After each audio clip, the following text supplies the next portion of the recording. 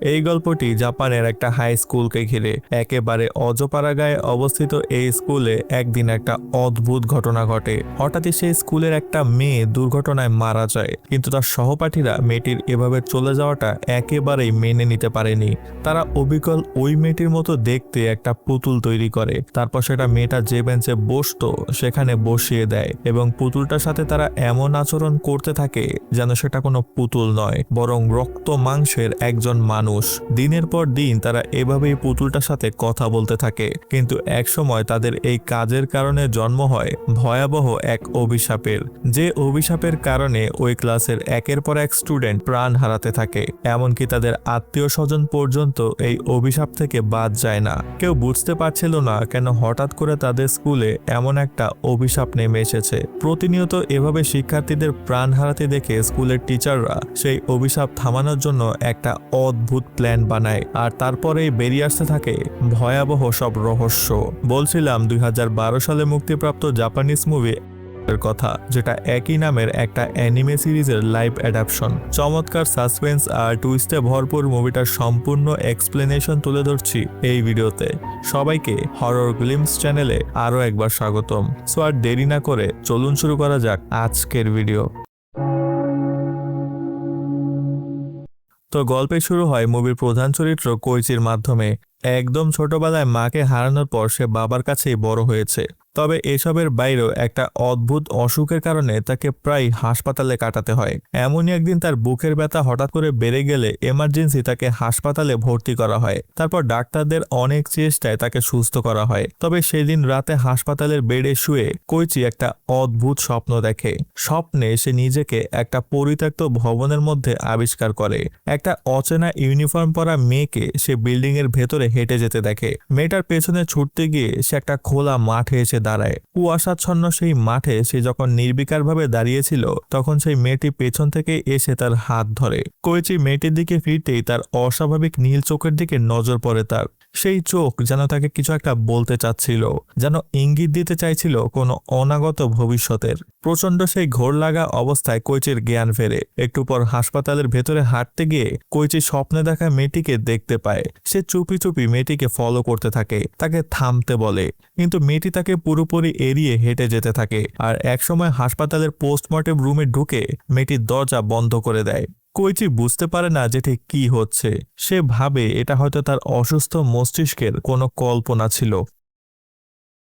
এর কিছুদিন পর কোইচি পুরোপুরি সুস্থ হয়ে যায়। তারপর একদিন সে তার নতুন স্কুলে এসে হাজির হয়। কোইচির বাবা চাকরি সূত্রে বিদেশে চলে যাওয়ার কারণে কোইচিকে গ্রামে তার দাদির কাছে পাঠিয়ে দেওয়া হয়। সেই গ্রামেরই একটা স্কুলে কোইচি আজকে ভর্তি হতে এসেছে।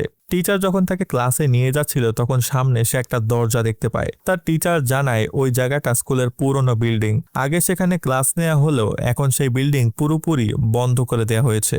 একটু পরে নতুন ক্লাসে এসে টিচার সবার কাছে কোইচিকে ইন্ট্রোডিউস করিয়ে দেয়। কোইচি মূলত মিডল স্কুলের 3rd ইয়ারের স্টুডেন্ট, যেটাকে আমাদের দেশে ক্লাস 9 বলে ধরা হয়। এই সময় কোইচি ক্লাসে দাঁড়িয়ে সবাইকে নিজের ব্যাপারে বলতে থাকে। কোইচি জানায় যে সে টোকিও শহর থেকে ট্রান্সফার হয়ে এই গ্রামে এসেছে। এখানে 3rd ইয়ারের পড়াশোনা শেষে সে আবারও টোকিওতেই ফিরে যাবে। তবে কোইচি যখন তার পরিচয় দিচ্ছিল, তখন সে ক্লাসের একেবারে শেষের বেঞ্চে সেই মেয়েটিকে দেখতে পায়। মেয়েটির চোখে একটা আই প্যাচ লাগানো ছিল এবং সে চোখ নিচু করে বেঞ্চের দিকে তাকিয়েছিল। কোইচি শুরুতে অবাক হয়ে গেলেও সে নিজেকে সামলে নেয়। তারপর পরিচয় শেষে সে নিজের সিটে গিয়ে বসে। তারপর পিছনে ফিরে সেই বেঞ্চটির দিকে তাকালে কাউকে সেখানে দেখতে পায় না। কোইচি ক্লাসের অ্যাটেন্ডেন্স শিট হাতে নিয়ে মিলিয়ে দেখার চেষ্টা করে সেই বেঞ্চটিতে বসা মেয়েটির নাম কি, কিন্তু অবাক হয়ে লক্ষ্য করে অ্যাটেন্ডেন্স শিটে ওই বেঞ্চটির কোনো উল্লেখ পর্যন্ত নেই। এই সময় নাওয়া নামে একটি ছেলে তার কাছে আসে। তারপর দু একটা কথাবার্তার পর সে কোইচিকে জিজ্ঞেস করে যে সে ভূত প্রেত বা এই ধরনের সুপার ন্যাচারাল ব্যাপারগুলোতে বিশ্বাস করে কিনা। কোইচি জানায় সে এইসবে একদমই বিশ্বাস করে না। কোইচির উত্তর শুনে নাওয়াকে কেন যেন একটু আপসেট দেখায়। এই সময় কোইচি তাকে জিজ্ঞাসা করে, আচ্ছা ক্লাসের ওই শেষ বেঞ্চে বসা মেয়েটির নাম কি? নাওয়া তখন হাসি মুখে বলে, কোন মেয়ে? ওই বেঞ্চ তো একেবারেই খালি। কোইচি এই কথা শুনে আরো অবাক হয়। তাহলে কি পুরো ব্যাপারটা তার কল্পনা? হয়তো এমন কিছুই হবে। স্কুল শেষে বাড়ি ফিরে কোইচি তার জিনিসপত্র গুছিয়ে রাখতে শুরু করে। এই সময় বাইরে কারো আওয়াজ পেতে জানালা দিয়ে তাকাতে সে তার আন্টি রেইকোকে দেখতে পায়।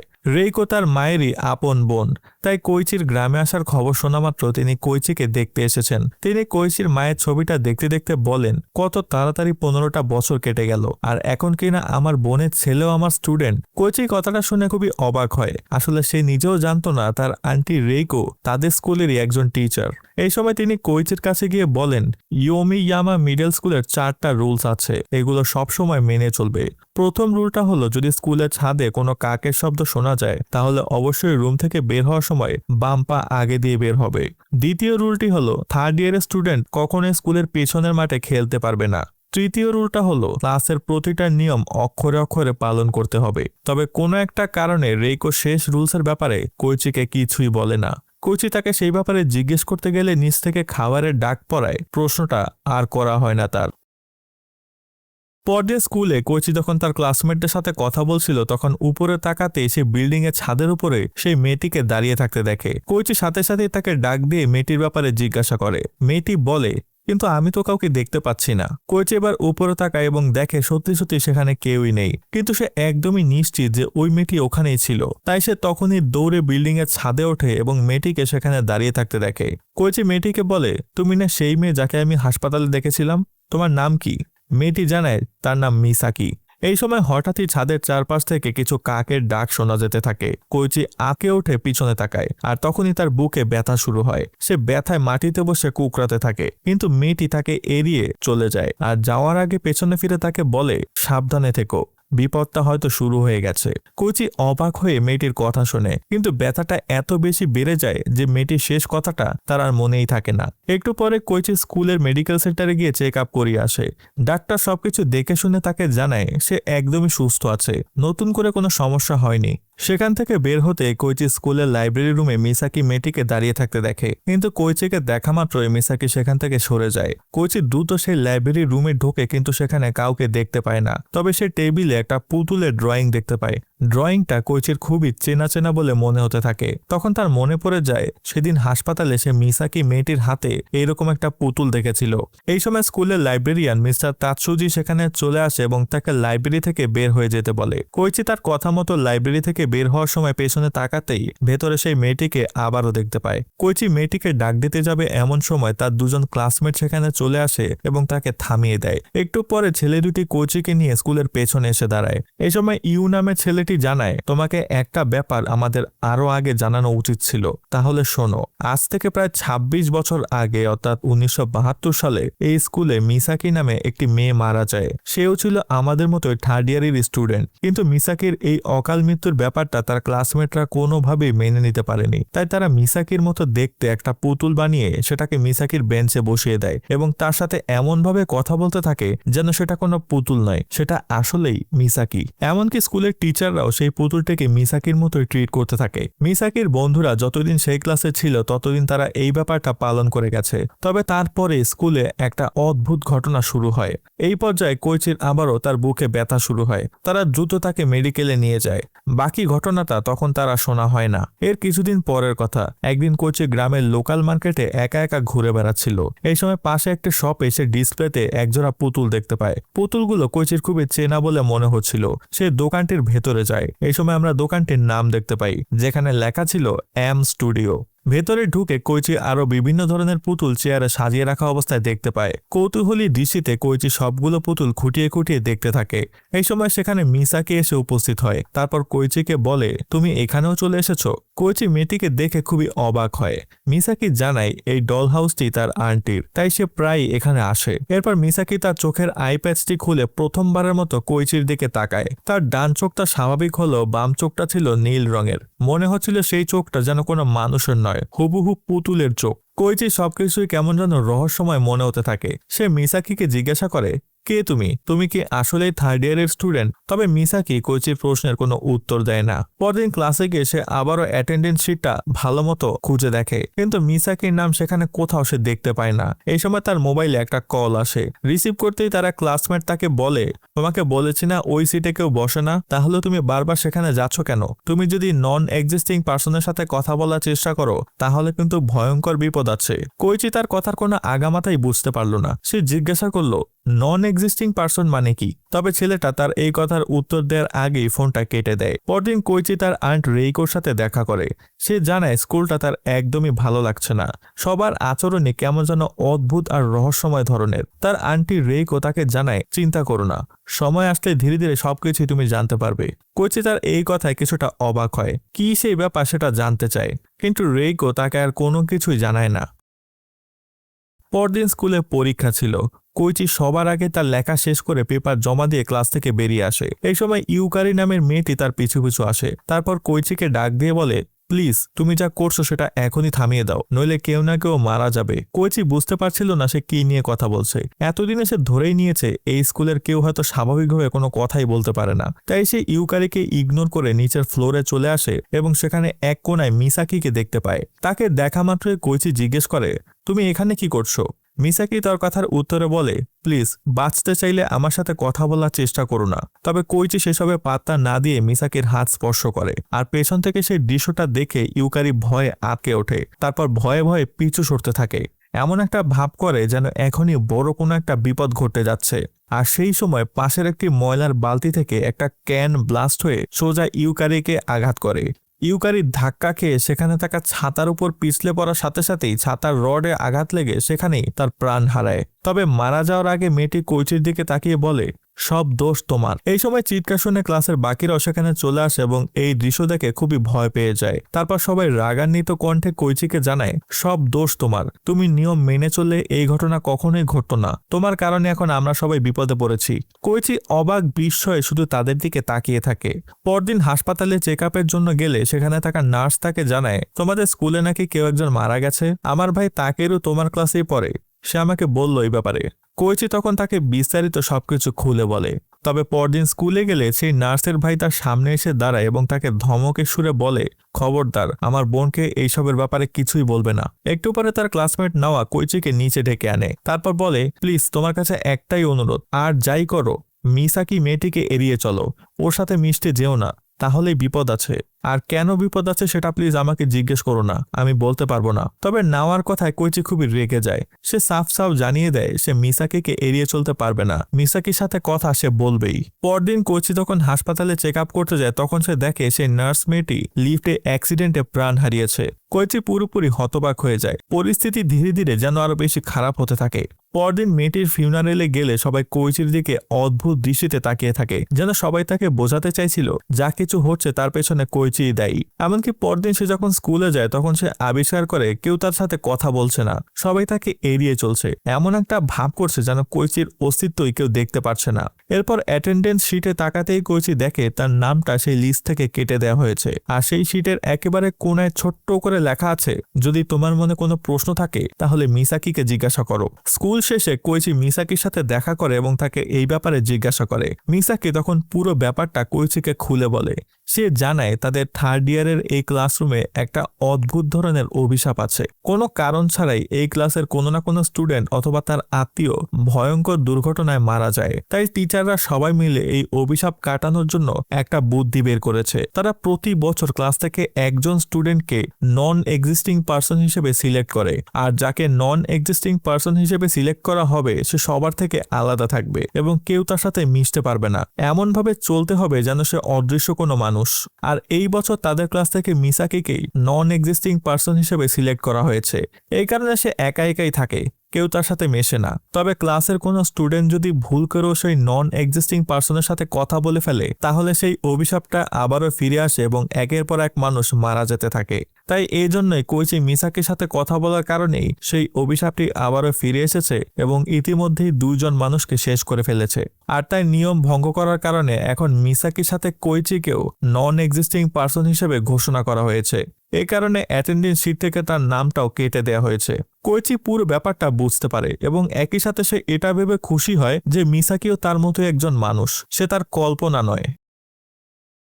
তো এরপর থেকে কোইচি এবং মিসাকি দুজনেই নন এক্সিস্টিং পার্সন হয় একসাথেই সময় কাটাতে থাকে। কোইচি তাকে জিজ্ঞাসা করে কেন সে সবসময় তার চোখটা ঢেকে রাখে। মিসাকি জানায় ছোটবেলায় একটা জটিল রোগে আক্রান্ত হয়ে তার বাম চোখটা নীল হয়ে গিয়েছিল, আর তারপর থেকে তার এই চোখ দিয়ে সে এমন কিছু জিনিস দেখতে পায় যেটা দেখা তা ঠিক নয়। কোইচি তখন জানতে চায় সে কি দেখতে পায়, তবে মিসাকি তার সেই কথার কোনো উত্তর দেয় না। এমনই একদিন তারা দুজন যখন লাইব্রেরিতে ঢুকে স্কুলের পুরনো ছবিগুলো দেখছিল, তখন লাইব্রেরিয়ান মিস্টার তাৎসুজি তাদের দেখতে পান এবং তিনি যখন জানতে পারেন কোইচিও এই স্কুলের দ্বিতীয় নন এক্সিস্টিং পার্সন হিসেবে সিলেক্টেড হয়েছে, তখন তিনি আরো অবাক হয়ে যান। তখন কোইচি তাকে অনুরোধ করে পুরো ব্যাপারটা তাকে খুলে বলতে, আর তারপর লাইব্রেরিয়ান মিস্টার তাৎসুজি এই পুরো অভিশাপের ব্যাপারটা শুরু থেকে খুলে বলতে থাকে।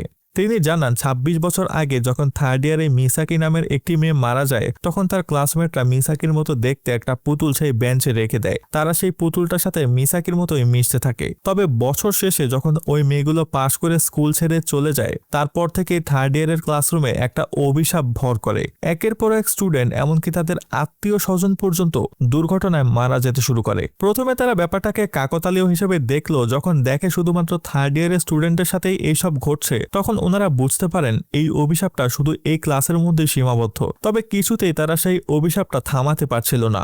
তবে একদিন তিনি ক্লাসরুমে যখন একা একা বসেছিলেন, তখন একটা অদ্ভুত জিনিস লক্ষ্য করেন। ক্লাসরুমে একটা অতিরিক্ত বেঞ্চ রাখা আছে, কিন্তু হিসাব অনুযায়ী সেখানে বেঞ্চটি থাকার কথাই না। আর যদি অতিরিক্ত বেঞ্চটা ক্লাসে থাকতো, তাহলে তো অবশ্যই টিচাররা লক্ষ্য করতেন যে পেছনে একটা ফাঁকা বেঞ্চ পড়ে আছে, কিন্তু ক্লাসে সবগুলো বেঞ্চই তো ভরাই ছিল। তার মানে হলো ক্লাসের স্টুডেন্টদের মধ্যে এমন একজন অতিরিক্ত স্টুডেন্ট আছে যার এখানে থাকার কথা না।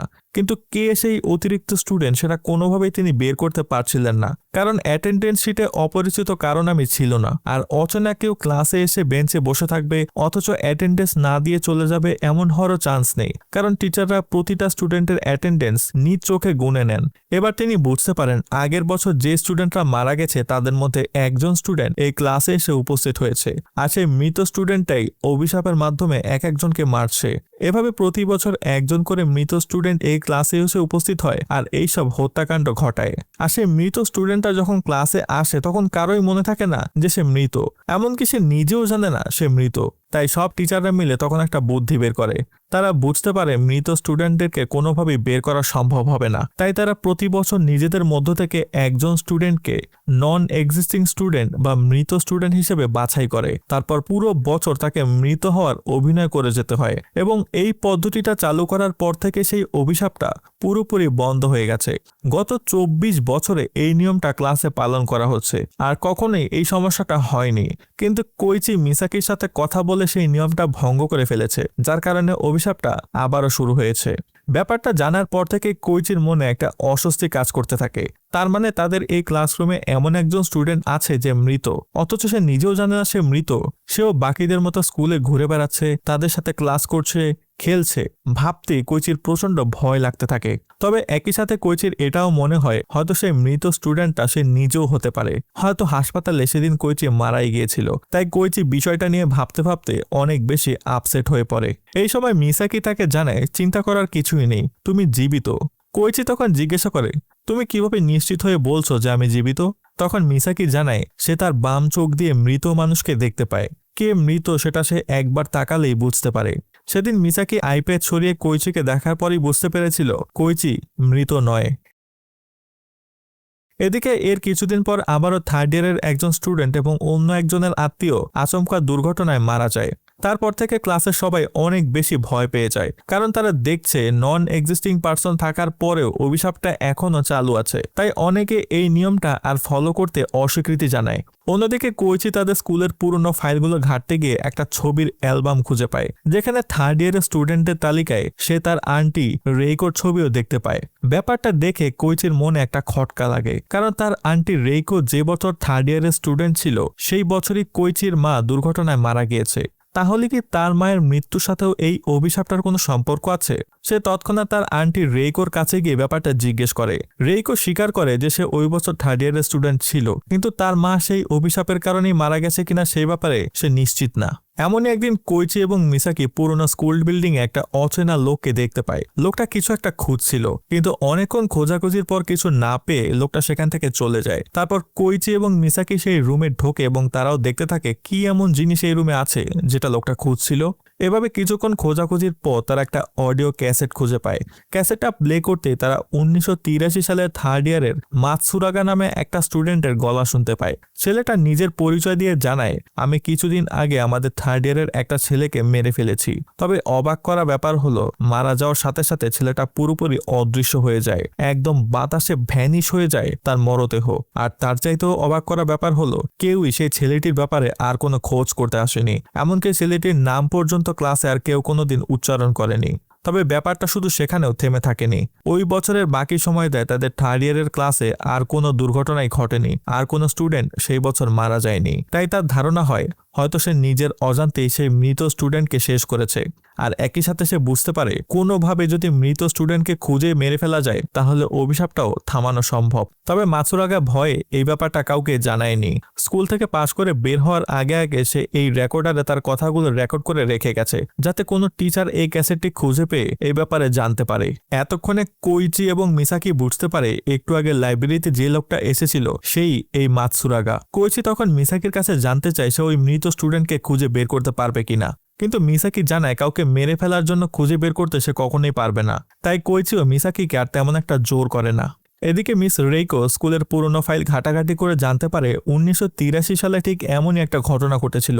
সেই বছরও কোনোভাবে অভিশাপটাকে আটকে রাখা যাচ্ছিল না। তাই টিচাররা থার্ড ইয়ারের স্টুডেন্টদেরকে নিয়ে 1 মাস একটা ট্রেনিং ক্যাম্পে নিয়ে রাখে। আর সেই ক্যাম্পের পর থেকেই ওই বছর অভিশাপটা পুরোপুরি বন্ধ হয়ে গিয়েছিল। তাই রেইকো ক্লাসে গিয়ে স্টুডেন্টদেরকে জানায় তারাও 1983 সালের মতোই ট্রেনিং ক্যাম্পে গিয়ে 1 মাস সময় কাটাবে, তাহলে হয়তো অভিশাপটা কেটেও যেতে পারে। তবে মিস রেইকো আসলে জানতো না 1983 সালে ট্রেনিং ক্যাম্পে যাওয়ার কারণে অভিশাপটা বন্ধ হয়ে যায়নি। অভিশাপটি এই কারণে বন্ধ হয়ে গিয়েছিল কারণ মাতসুরাগা নামে সেই ছেলেটি কাকতালীয়ভাবে রাগের মাথায় মৃত স্টুডেন্টটিকে শেষ করে ফেলেছিল। কথা মতো পরদিন সবাই গ্রাম থেকে কিছুটা দূরে সেই ট্রেনিং ক্যাম্পে এসে উপস্থিত হয়। আর তারপর থেকে সবাই আগের মতোই কোইচি এবং মিসাকির সাথে স্বাভাবিকভাবে কথা বলতে থাকে এবং অনেকদিন পর বাকিদের সাথে কথা বলতে পেরে মিসাকিও অনেক খুশি হয়। এদিকে কোইচি এবং মিসাকির রহস্যময় আচরণ দেখে তার ক্লাসমেট কাতসুমির মনে সন্দেহ জাগে। সে ভাবে হয়তো তারা দুজন কিছু একটা লুকাচ্ছে সবার থেকে। তাই সে আরো কয়েকজন ছেলেকে নিয়ে কোইচির রুমে যায় এবং তার ব্যাগ চেক করতে গিয়ে সেই ক্যাসেটটি খুঁজে পায়। আর তারপর সেটা প্লে করার পর তারাও মৃত স্টুডেন্টের ব্যাপারে জানতে পারে। তারা বুঝতে পারে একটা মৃত স্টুডেন্ট তাদের মধ্যে ঘুরে বেড়াচ্ছে এবং যাকে মারতে পারলেই এই অভিশাপটিও বন্ধ হয়ে যাবে। আর ব্যাপারটা মুহূর্তের মধ্যে সবাই জেনে যায়। আর তার সাথে সাথেই শুরু হয়ে যায় একটা ব্যাপক আকারের প্যানিক। সবাই তখন যাকে সন্দেহ হচ্ছিল তখনই তাকে মৃত স্টুডেন্ট ভেবে মারতে যাচ্ছিল। এভাবে একজন আর একজনকে মৃত স্টুডেন্ট মনে করে মারামারিতে বেশ কয়েকজন স্টুডেন্ট মারা যায়। তবে অভিশাপটা বন্ধ হওয়ার বদলে সেটা তখন আরো বাড়তে থাকে। এমনকি ট্রেনিং ক্যাম্পের ভেতরও তখন একের পর এক দুর্ঘটনা ঘটতে থাকে এবং স্টুডেন্টরা মারা যেতে থাকে। এদিকে কোইচি যতক্ষণে জানতে পারে তার ব্যাগ থেকে ক্যাসেটটা চুরি হয়ে গেছে এবং সবাই ব্যাপারটা জেনে গেছে, ততক্ষণে অনেক দেরি হয়ে যায়। তখন হঠাৎই পুরো বিল্ডিং এ আগুন ধরে যায়। মিস রেইকো দ্রুত স্টুডেন্টদেরকে এক এক করে বিল্ডিং থেকে বের করতে থাকেন। এদিকে বিল্ডিং থেকে বের হওয়ার পরে কোইচি মিসাকিকে খুঁজতে থাকে, কিন্তু কোথাও সে মিসাকিকে দেখতে পায় না। তার সন্দেহ হয় মিসাকি হয়তো বিল্ডিং এর ভেতরে আগুনে আটকা পড়ে গেছে। তাই সে দ্রুত মিসাকিকে বাঁচাতে সে বিল্ডিং এর ভেতরে প্রবেশ করে। তারপর অনেকক্ষণ খোঁজাখুঁজির পরে সে মিসাকিকে দেখতে পায়, কিন্তু যে দৃশ্য কোইচি দেখতে পায় সেটা দেখার জন্য সে মোটেও প্রস্তুত ছিল না। কোইচি দেখে মিসাকি একটা কুঠার উঁচিয়ে দাঁড়িয়ে আছে আর কুঠারটি তাক করা আছে তার আন্টি মিস রেইকোর দিকে। তারা অবাক হয়ে মিসাকিকে জিজ্ঞেস করে ব্যাপারটা কি। মিসাকি জানায় আপনারা যে মৃত মানুষটাকে খুঁজে বেড়াচ্ছেন সে হলো এই মিস রেইকো। এই বছর ক্লাসে কোনো মৃত স্টুডেন্ট আসেনি, এই বছর এসেছে একজন মৃত টিচার। সেই কারণেই এত কিছুর পরও এবছরের অভিশাপটা কোনোভাবেই বন্ধ হচ্ছে না।